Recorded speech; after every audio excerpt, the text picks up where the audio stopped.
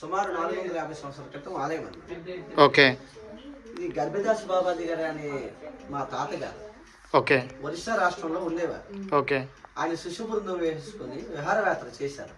విహారయాత్ర చేసుకున్నప్పుడు ఈ ప్రాంతంలో ఎక్కడో బస చేయాలని ఏర్పడింది ఆ రోజు అతనికి.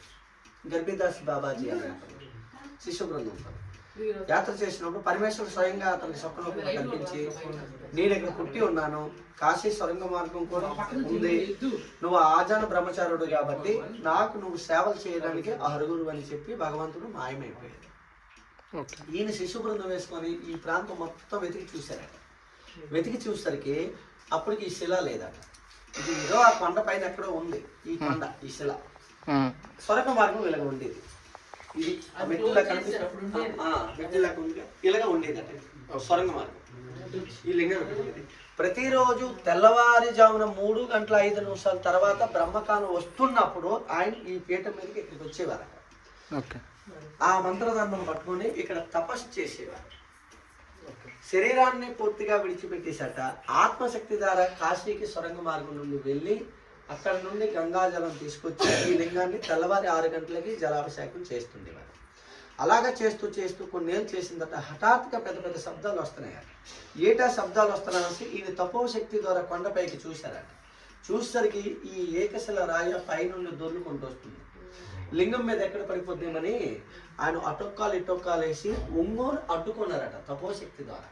అతను బీపితాలకి సేపు ఇది జంజు ఆనవాళ్ళ కోలను కొండకు పగుళ్ళలాగా చిన్న గీతలాగా వచ్చిందండి. అప్పట్లో ఇది అడ్డంగా పడ్డది కాబట్టి అడ్డుశిల అని ఆయన పేరు పెట్టారు. కొన్నాళ్ళ తర్వాత ఆయన కనిపించలేదు. కనిపించకపోతే శిశు బృందం తెలియపరిచి కొంతమందిని లోపలికి పంపించారట. వాళ్ళు కూడా తిరిగి రాకపోతే అది పూర్తిగా అది క్లోజ్ చేస్తారు. శిశు బృందం క్లోజ్ చేస్తారు. అక్కడ నుండి 7 తరాలుగా వంశ పరంపరగా అలాగా వస్తారన్నమాట. వంశంలో మొదట ఎవరైతే పుడతారో వాళ్ళని ఇక్కడ బ్రహ్మచారిగా ఉంచుతామన్నమాట. మిగతా వాళ్ళు గార్డెన్ అన్నమాట.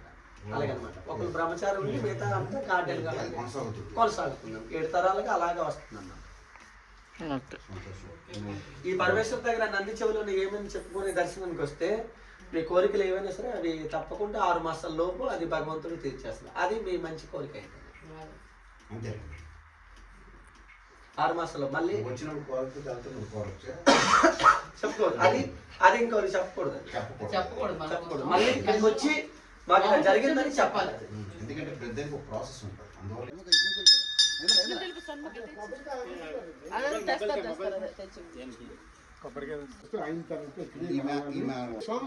ఇలా రావాలి. గణపతిని దర్శించేసి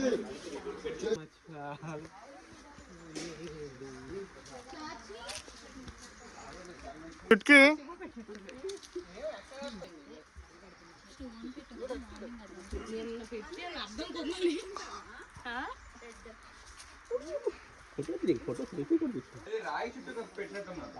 ప్రదక్షిణ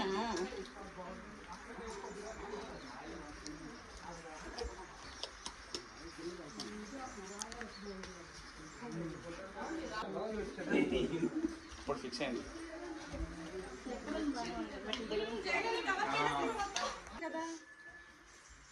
నేను వెళ్తాను వీడియో చేసుకుంటాను.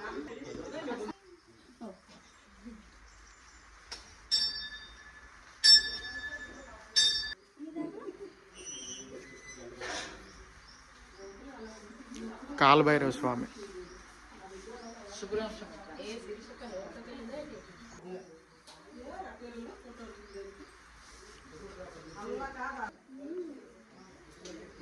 సుబ్రహ్మణ్య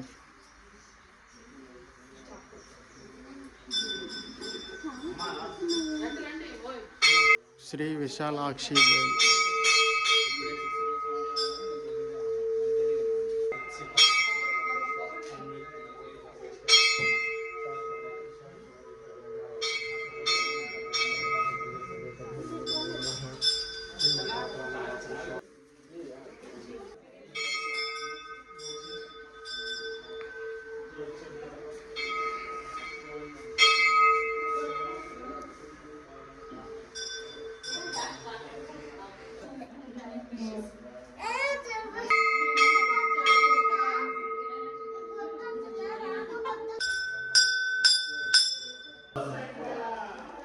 శంభో.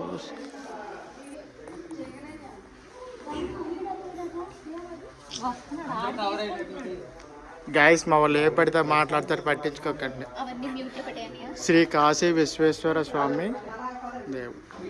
కాలాయ కాలాయ రుద్రాయ వీరకంఠాయ వృషభాయ శివాయ శివాయ నమః. ఓం నమో భగవతే రుద్రాయ నమో నమః. ఆపదాం పుష్టారం ధర్మాం సర్వసంపదం లోకావిదం శ్రీరామం భగవాన్ పార్వతీ మహేశ్వరదేవభ్యం నమో నమః. నారికేల సార సమర్పయామి. శుద్ధోదక సారం దేవతాభ్యం నమః. ఓం చమన్వయ విజ్ఞాయ బ్రాహ్మణ కుజ్జయ కామజయ దింజయ శరజ్వల హేజయ భోదజయ ప్రదంజయ దింజయ భోదజయ దశజయ ఏకార సంజయ ద్వాదశ సంజయ త్రేద సంజయ చతుర్దశ సంజయ పంచమయ ఆశ్రమనమ. ఓం శాంతి శాంతి శాంతి. భోజన శాఖ చేశారా? అతో సమర్పయామి. నమో నమః. సర్వే ఆశ్రమరుద్రరూపేభ్యో నమః. ఆనందకర్పూర నీరాజన ధాచ సమర్పయామి.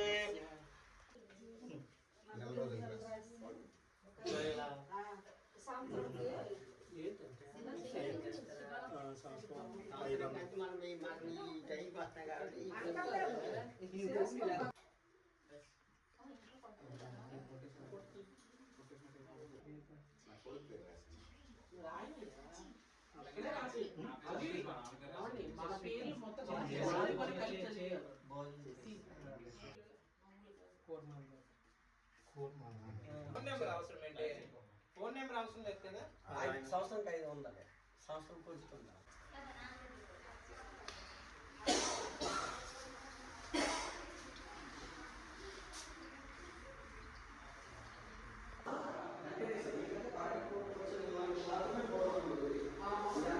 శ్రీ జగన్నాథ స్వామి.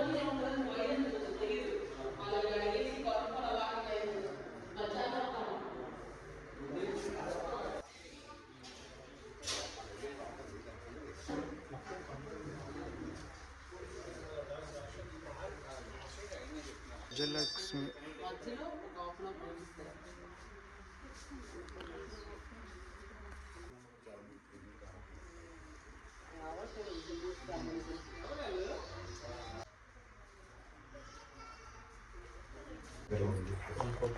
ఇది పార్తీపురానికి 5 కిలోమీటర్ల దూరంలో ఉంటుంది.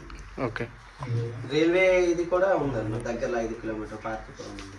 బస్ స్టాప్ కూడా దగ్గరలో ఉంది. ఊరి పేరు అడ్డప్శిల. అడ్డాపు శిల. ఓకే. ఇది పార్తీపురం మన్యం జల్లిప్పుడు అయింది. ఓకే. ఈ 2012 వరకు మధ్యలో ఉండేది. లోపదీప నైవేద్యాలు ప్రతిరోజు జరుపుతూనే ఉన్నాం.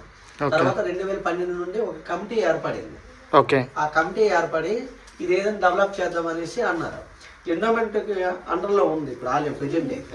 వాళ్ళతో కలిసి వీళ్ళు ప్రైవేట్ గా ఒక విరాళాలు వసూలు చేసుకుని కొంతవరకు వాళ్ళు డెవలప్ చేస్తున్నారు. పూర్వం ఒక 6 ఆలయాలు ఉండేవి. పరమేశ్వరుడు మొదటి ఆలయం, తర్వాత రమా సత్యనారాయణ, ఆంజనేయ స్వామి, రామాలయము, అలాగే జగన్నాథ స్వామి, లక్ష్మీదేవి ఆలయము, లక్ష్మీనరసింహ స్వామి, ఈ ఆలయాలు ఉండేవి. ఇప్పుడు కొత్తగా ఆ కమిటీ ఏర్పడి గణపతి ఆలయం ముందు స్థాపించారు. తర్వాత సుబ్రహ్మణ్యం, తర్వాత కాలభైరవుడు, తర్వాత విశాలాక్షమ్మ వారు, అన్నపూర్ణేశ్వరి, ఈ ఆలయాలు అనమాట నిర్మించారు. ఒకటి ముఖమండపం ఒకటి కట్టారు ప్రైవేట్ కమిటీగా. ఇది ఒక 8 మంది భక్తుల సహకారంతోనే ఇవి ఇక్కడి తాపలు చేయడం జరిగింది అనమాట. ఈ మధ్యలో శివరాత్రి ముందు జరిగింది అనమాట. 8 లక్షల రూపాయలు 8 మంది భక్తులు ఇచ్చారు. వాళ్ళ ద్వారా ఇవన్నీ క్యూ లైన్లు కూడా వెత్తడివే పెట్టడం జరిగింది. ఇది సేమ్ చిన్న కాశీ అంటారు అనమాట. ఆ కాశీలో ఎవరైతే దర్శనం చేసుకోలేదో ఈ కాశీలో దర్శనం చేసుకుంటే అంత పుణ్యం కలుగుతుంది. పేదవాళ్ళకి ఈ చిన్న కాశీ. ఓకే. ఓం నమః శివాయ. హరే కృష్ణ.